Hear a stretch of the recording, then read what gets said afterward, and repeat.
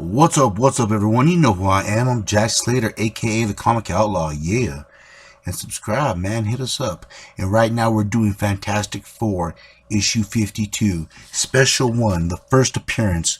Yes, you heard it right. The first appearance of Black Panther. T'Challa himself. And he's going on the hunt. And he's hunting the Fantastic Four. What happened? Why is the Black Panther doing this? We'll find out, won't we? And yes, we're also getting a team up from a man named Wyatt Wingfoot. Keep that name in mind because it will be coming in a little bit later. And like I said, this issue has a few surprises, so let's get rolling with it. Of course, this is classic Kirby and Stan Lee.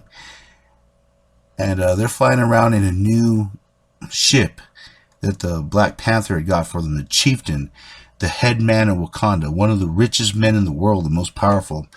And Reed is just having a good old time flying this ship. It's going up and down, left and right. And this left the Thing a little sick, a little airsick. And of course, they contact the Chieftain using this very interesting device. It cosmically connects throughout the ley lines of the earth. And this man's able to connect to Wakanda almost instantly. And the Chieftain prepares for it's time for a hunt.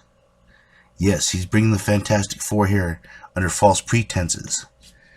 For the King of Wakanda is looking to stalk, looking to hunt, to see if they are worthy. And you can see Wakanda is kind of a mix between technological and jungle. As Black Panther prepares and dons his costume. And of course there's a Human Torch, and this is his roommate Wingfoot. And of course he gets startled by the Thing, who picks him up, playing around with him. They just want to see their buddy. And most of all, they wanted to invite Johnny to this honor of going to Wakanda, because not too many people have actually set foot on Wakanda. It's kind of one of those places where you need to get there by invitation, otherwise you're probably going to die. Anyways, in the locked up prison, the Negaverse shield is holding the Inhumans. Karnak's trying to literally punch his way out, since his power is he can find weak spots by hitting them. So he's been trying to hit his way out. And basically he's been getting frustrated. And of course, Black Bolt's brother, Mad Max, wants to rule. And he said that they will not be able to get out until he gets his crown back, which isn't going to happen. So the Inhumans are still stuck, trying to find a way out. Meanwhile, the tribe of Wakanda is stalking the Fantastic Four. It was genius giving them that ship. It made them easy to track, since it is Wakandan technology. And of course they land, and this, like I said, the jungle is a canopy, almost an illusion. And under is all these lines. It looks like trees, sort of circuits that connect everything. So like I said, it's like half jungle, half technology. And the technology does look like a jungle in a lot of different ways. And of course the guy ends up losing them, has a good laugh, Thing goes after him, and boom. And this blast ends up weakening him, just enough for T'Challa to come down and just take advantage. And he attacks Johnny and Ben with no mercy. I mean, this is a hunt for him, a test. And as the Fantastic Four prepare to attack, and there goes Wingfoot, ready to jump in the fray. And of course Human Torch decides to flame on, and Black Panther does something smart. He takes out one of the players early, imprisoning Human Torch in like a little plastic fortress that's draining his power. And now he needs to stalk and figure out another way out.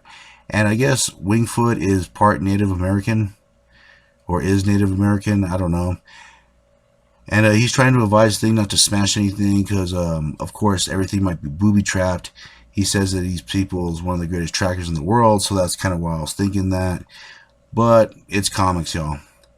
Anyways, the Fantastic Four are trying to figure out what they're going to do until they get attacked. And they're firing beams, but it's not just regular beams. They kind of make people repel, like magnets. And they go flying away from each other. And as soon as Sue touches the ground, she does turn invisible.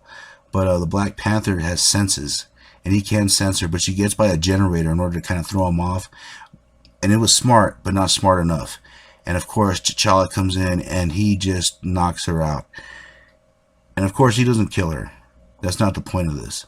And I love those little sleeping gas that he has stored in his fingers. It's very cool. Black Panther's costume has changed a lot, and it has a lot of little cool devices That's one thing I've always enjoyed about Black Panther. Meanwhile, Thing's trying to get himself some water to re-energize. The water ends up being poisoned, and it's making him all droopy and ditzy.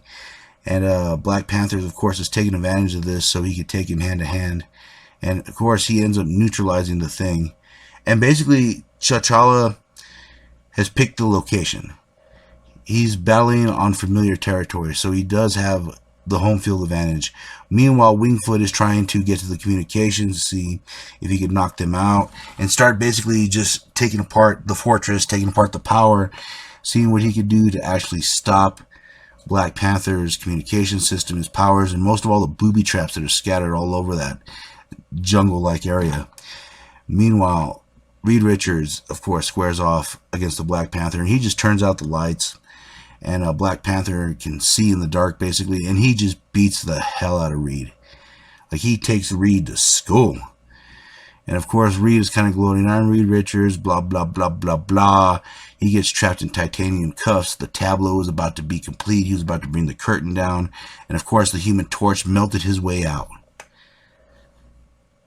And they start to attack. And, of course, this is where T'Challa is surprised that they actually sort of won. They caught him off guard. His communications is gone. His power is gone. And, of course, someone without powers and just strategy beat him. And that's when he thinks they're worthy. And now he will tell them the reason why. The reason why he hunted them. The reason why he needs them. And what is that reason? We'll find out the next time, won't we? And I'll catch you on the flip side. Yeah, subscribe.